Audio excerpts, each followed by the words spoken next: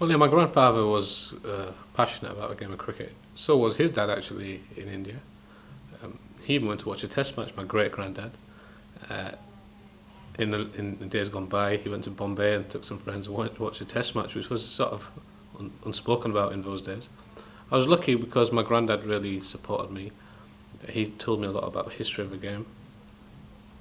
So I'm quite lucky in that respect. I was taught about traditions, the history of the game, the great players, the great matches, and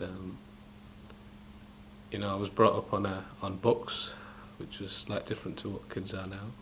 So my granddad used to get books, and he used to get cricket magazines, and he used to always read the Daily Telegraph because the Daily Telegraph had the best cricket coverage at the time. So that was part of my upbringing. Uh, Cricket was on TV. Fantastic for lads like us, working class lads. Seeing cricket on TV, so we could, we could have heroes to aspire towards. The Great West Indies team of the 80s. India winning the 1983 World Cup. I was only 7 then, but I remember it vividly. So Pakistan being 1992 World Cup, and they came with Imran Khan. They were. I suppose we're quite lucky in the fact that cricket was always around us. Through my granddad, good cricketers who came and played league cricket, international players, test cricketers. My granddad sort of was quite close to them or knew them. So I was around that environment from a very young age, and actually learned a lot. What made you want to be a wicketkeeper? Well, my granddad was, and I wasn't initially a wicketkeeper. I just played every role. I just happened to be quite natural at it, and I used to go and watch my dad. My dad was a wicketkeeper. My granddad was a wicketkeeper, so I think it came in the family.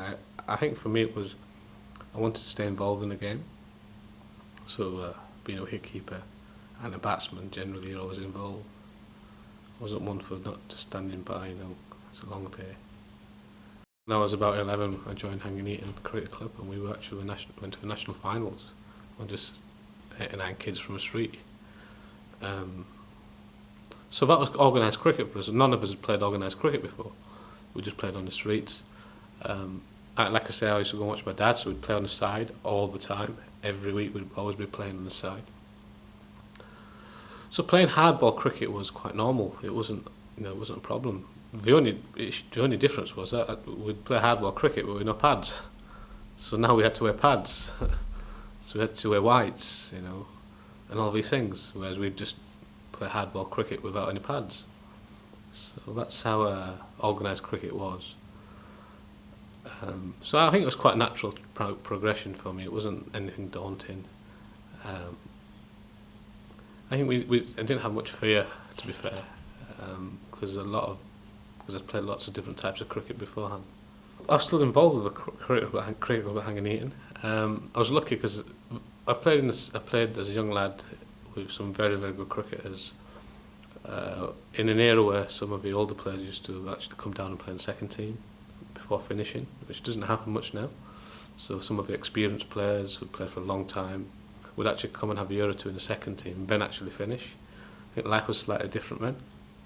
So it was good for me to learn a little bit about the game. Also, in terms of how to behave, being in an environment where you're a young lad, you speak when you're spoken to. So that was quite an eye opener. And Hanging Eaton were always a good side. We're still a good side. Always had a good Bradford League team with some fine players, some fine international players, test players who played as well. So it was a club which had a gentleman called Brian Wilkinson was in charge of it, and he basically looked after cricket there. And I was quite lucky that I impressed him, and he gave me some opportunities and helped me out of the club. And I progressed from second team cricket to first team cricket quite rapidly, actually. So I played Yorkshire schoolboy cricket. I got on the academy at Yorkshire at quite a young age, and was a natural progression. Yorkshire used to have some good cricketers at the time who, and our academy team was quite a strong team. Nearly everyone of us played first class cricket. So, it was a good setup we had. And that's when I went into playing serious cricket, I suppose. Moving on to Northamptonshire offered me an opportunity, and that's where I went into a professional game. So yeah, at the time I was quite happy at Yorkshire. I mean, I'm a Yorkshireman, so it was a tough experience in some ways because being away from your home county and your mum and dad and your family and things that you're accustomed to, and well, that was really tough. I did get homesick from time to time, and it was quite tough in that respect. I think things are different now for a lot of lads. They assimilate it really easy. For me, it was slightly different. I really miss my mates from the academy and lads who I grew up with and played cricket with at Yorkshire, because we got on quite well. We were quite close. We actually played England schoolboys as well, and England under 19s as well. So. It was quite a tough experience in some respects. It was an opportunity which I suppose at the time I couldn't say no to. But in hindsight, I wasn't ready to move away from here. It took me a long time to actually grow up really and be quite independent. Well, I was lucky. I made my first class debut for Northamptonshire. So I was born and bred in Yorkshire, and I played 3 different counties before I came back to play for Yorkshire. So, we were brought up in a system where you had to be born in Yorkshire to play for Yorkshire. That I think it came to an end towards the early 90s, I think it was. But I actually never made my debut for Yorkshire. I played first class cricket elsewhere. I had several years, actually 8-9 years elsewhere. Then I came back to Yorkshire and played here. So. Yeah, that was a rule at the time. I mean, there's many good cricketers who didn't get to play for Yorkshire because of that rule. So I watched my dad play regularly. I used to know, again, I used to go through a scorecard. I used to know who was a good player. I knew who was the best player in the side. I knew who the best teams were, etc., etc. I remember when we used to go and watch some games at Hanging Eaton. Chris Leafley used to be a captain then. Ronnie Hudson was a player there, and Chris Pickles played for Yorkshire at the time, and Dilip Vengsarkar was an Indian Test player, #1 batsman in the world. So in terms of, if I look back now, they were proper men, and I got involved with the man environment very early. And even when I used to go and watch, I was never really daunted by them. It was a case where I felt I could be amongst them quite. It was quite natural for me to be amongst that mature male environment, because I was always pushed by my granddad to always, sometimes I see kids just want to play their own age group. For me, it was just playing men's cricket as early as possible, which I really did. I bypassed lots of cricket in between, just went straight and played men's cricket, and for me it works. I was lucky I never really got hit by a ball. I never lost any confidence. So being in that environment, I was okay with. My dad played Sunday cricket for Park CC up at Huddersfield ICI grounds. I remember going there watching the games with my brother. And we used to go to visit the river next door to the ground. I remember once he fell in. But yeah, I used to go and watch those games. They were more social games, quite friendly games, nice people. I always remember good food as well. But like I say, it was a lot nicer cricket, a lot more. A very quite civil cricket, lads who used to play those games were friendly towards each other. They used to just play the game. And I think looking back, there's a lot of good friendships there, which were created. So I remember watching that, and I went with my dad, and like now I see some friends of my dad who played in those teams, and I actually know who they are. And I can have conversations with them, so it was good in that respect.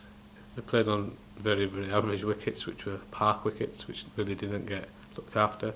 So when you play on those type of pitches, a certain type of player is created. I think the pitches didn't really help, in terms of having a fair battle between bat and ball. There's competitive cricket. I think, like I say, it was a different game how it was played in those days. Even in men's cricket, it was a different game how it was played. People used to try to bowl fast, which is one thing. I see even in Bradford League and the Cardiasm League, people used to try to bowl fast because they used to try to bowl like the heroes, Malcolm Marshall or Michael Holding or Imran Khan, So that's the type of cricket it was. It was competitive. I think pitches now are better, generally, education in terms of preparing pitches. The Cardiasm League is played on a lot of good grounds, better grounds. Pitches still aren't brilliant, but they're a lot better than what they were in those days. They were basically parks they played in. Now they play on proper club grounds. And the Dewsbury League the same. Some of the better Dewsbury League clubs have moved on to the Central Yorkshire League and also into the Bradford League now. So teams like Renthorpe are in the Bradford League. So I think it was recreational cricket, played in good spirit, played competitively, and it was a competitive game. I think my dad's team or other teams like it just had one team, and these 11 lads who played a game of cricket.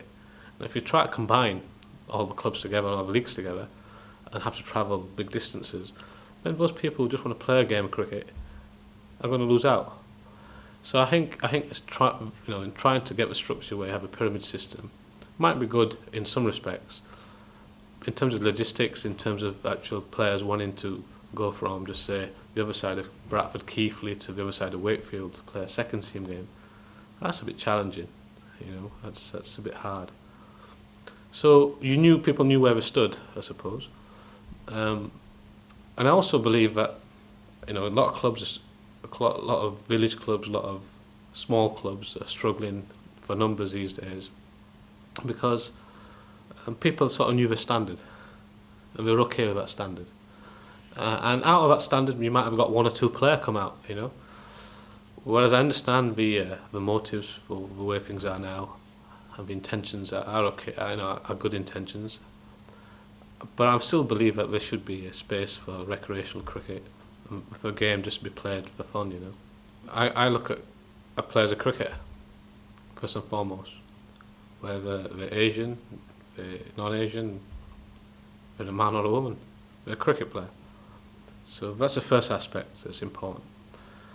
I think barriers have been broken down. I think how people are viewed in terms of ethnicity and even gender have changed.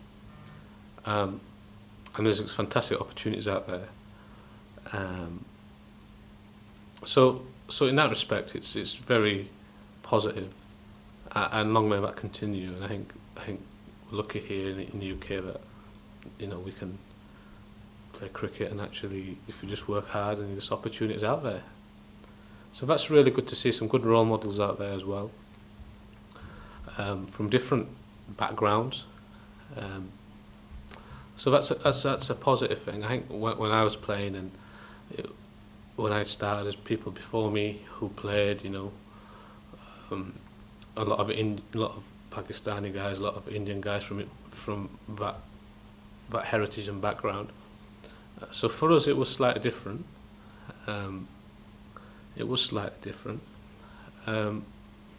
But I go back to the same point. If you actually play cricket, you play the game, you win respect from your peers by how you play the game. So even though it might have been slightly harder, or some different challenges, I just think that if you played the game in the right way, you gain the respect of the players you played with and against. If you're talking about racism, then that's a deeper issue. That's a deeper issue. That's a social issue. That's a deeper issue in terms of society, and how people view difference as a threat, and how race can be classed as something. Racism comes from fear or lack of understanding. So I think that's a deeper issue. I think there's different types of racism, racism also amongst Asian people, which is not, it's a common thing, which is again unacceptable. Um, where I look at how cricket is now is the majority of cricket players who you see play the game or coming through playing the game, who have a passion for the game, are from the Asian subcontinent background. And that is something which is only growing. It's only growing. So I think the ECB, the board, cricketing bodies identify what the demographic is. It has changed. Of course it's changed, and I think they identify that, and I think they see it as an opportunity. I think the fact that you've got lads like Moeen and Adil Rashid and Hasib Hamid playing in the England team is a fantastic thing. When I started playing, we used to have a lot of West Indians play. A lot of West Indians played county cricket, overseas players, but also West Indians who were born and bred in the UK now. We've got less West Indian lads who are actually playing in the England team or even county cricket. So that's changed, but now we've got more Asian lads playing. So I think things are always changing in sport, and barriers are there to be broken. History is always there to be made. I had a lot of influence from my grandparents, my granddad especially. But in terms of role models, I suppose I used to like anybody who played the game well. I didn't have one specific one. Anybody who played the game well, I enjoyed. I like the game to be played in a stylish way. So I say out of grace. I still like graceful players. Those players who are beautiful to watch. So I don't really have a role model in that respect. I had many, and in terms of keepers as well, it was similar. That's why keeping is an art form, and I was lucky to work with Alan Knott as when I was starting out. So he was somebody who helped me. I had a good wicket keeper at my club, which was David Leagood. He was a Dustin and Bradford League cricketer who spent a bit of time with me as well.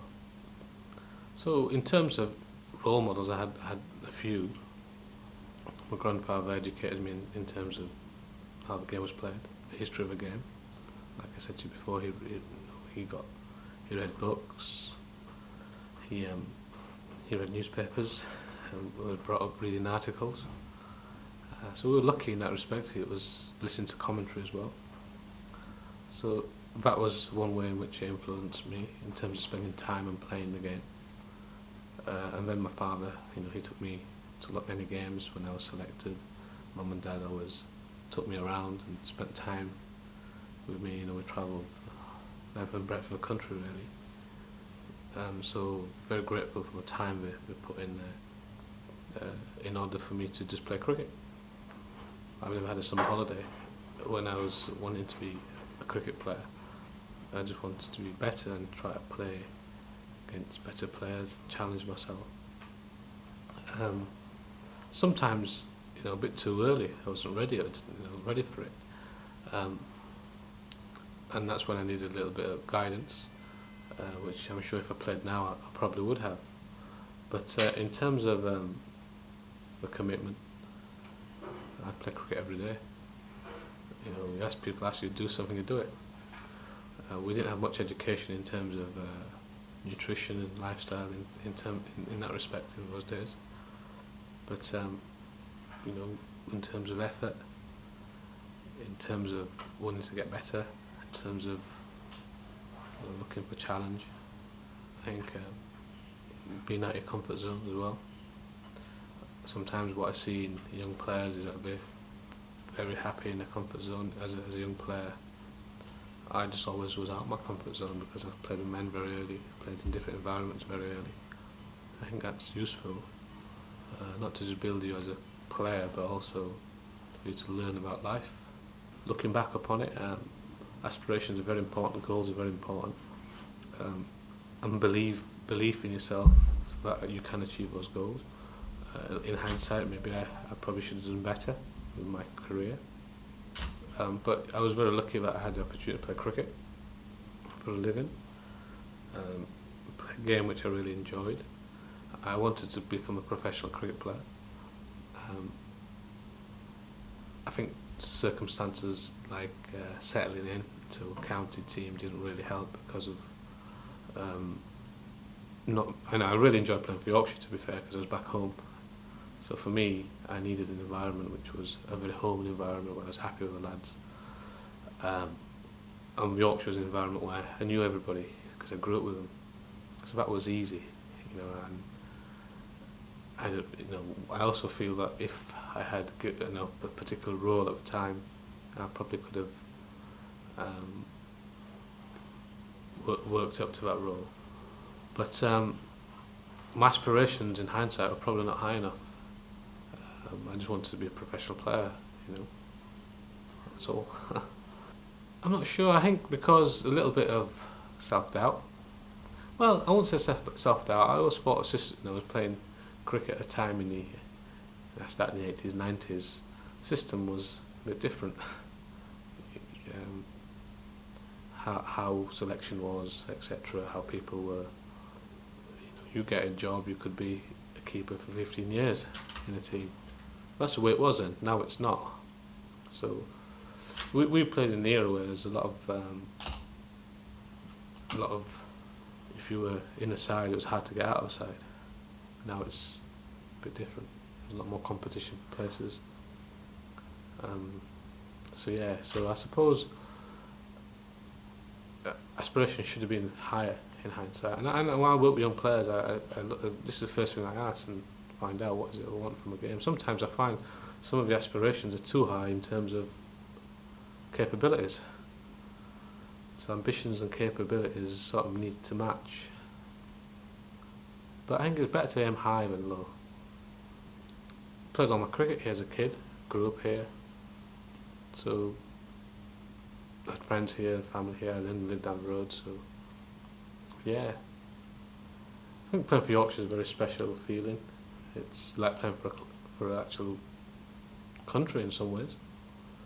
You play here at Headingley, you play in a cricket environment where there's a lot of cricket in the county, a lot of history. Sometimes that is actually problematic, but in other ways it's actually you're part of a great legacy. And I really enjoyed playing here. Yeah, I always enjoyed playing against Yorkshire as well. So yeah, I think a few things were made a big deal because I'm an Asian background and I was the first Asian to play first class cricket for Yorkshire. I was born here. Like I said to you in the first remit, I was just a player, just another cricketer. So I really don't think that's even important. People might put that importance to that, but for me it wasn't really important. I understand the historical concept of it and how it was in the old days. But for me, I was quite lucky because I played in an environment, in an era where I never really had issues in terms of race, religion, as long as you played the game. And I found that wherever I went, as long as you played the game right, people wouldn't have much of a problem. Because on a cricket pitch, you're judged on how you play the game. So I understand people have challenges over challenges. And I sometimes understand that there's inherent institutionalised racism. But for me it wasn't the case, and I can only talk about what I experienced. So I was quite lucky in that other people might have had different issues. Yeah, so I finished playing and prematurely, always wanted more years of playing, but I was lucky enough I did a degree whilst I was playing in project management. I worked for Leeds Metropolitan University for 4 years as a project manager. And then I was a first class umpire for 8 years, as well as that. And I used to have my winters off, so I did a teaching degree. So then I finished at university, so I was continuing umpiring, and I've been working at my school for the last 4 years. And now I'm the director of cricket at the school, which is an independent school near Harrogate. and I'm very lucky I have a good cohort of lads who I work with in terms of cricket. I no longer teach PE, so it's a fantastic opportunity for me to work with good lads. So I'm involved in coaching. I work on some coaching programs throughout Yorkshire, and it's quite rewarding. It's quite a nice job. As a coach now, I really appreciate my experience as an umpire because I saw a different angle to the game. And if I could, again, like if I had a chance again, I'd probably umpire before I'd even play. I actually encourage my boys, who I work with, to go and watch the game from different angles because you learn a lot about the game. And you teach yourself a lot of new things about the game. We're always used to seeing the game coming to us as players, but seeing the game go away from you, or it's a really good learning experience. Also, you're on your own. So umpiring is quite a lonely life. As a coach now, I'm really grateful for umpiring because it really helped me as a coach and my understanding of the game, especially the nuances of the game. And being a wicketkeeper, you're always involved with the nuances of the game. So umpiring is a tough job. I pick all the hard jobs in cricket, wicketkeeper and an umpire. When I first started umpiring, it was a bit more relaxed. A lot of the old umpires had great knowledge on the game. They'd been around the game for a long, long time. A lifetime, really. Whole lifetime, some of the umpires had played first-class cricket, played for England. And all they'd done, actually, was been involved in cricket. Some real good knowledge on the game. Some interesting characters, some good characters, good fun.